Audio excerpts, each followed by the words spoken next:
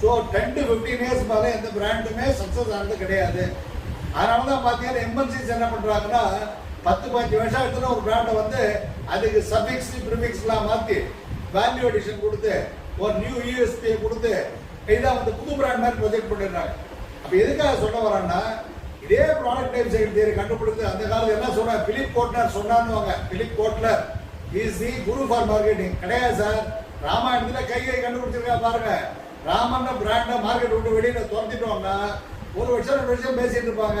அதுக்கப்புறம் they will start accepting Prada as the new brand.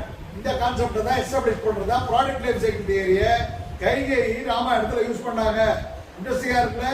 அதே மாதிரி மகாபாரதத்துலேயும் 12 வருஷம் 1 வருஷம் 13 வருஷம் கௌரவர்கள் வந்து பாண்டவர்களை வந்து காட்டு கமிச்சதுடைய காரணம் இதுதான். இந்த ப்ராடக்ட் லைஃப் சைக்கிள் தியரி வந்து அந்த காலத்திலே வந்து மெத்தடாலஜிக்கல் பீரியட்லேயே சொல்லியிருக்காங்க, எஸ்டாப்ளிஷ் பண்ணிக்கிறாங்க. புரிய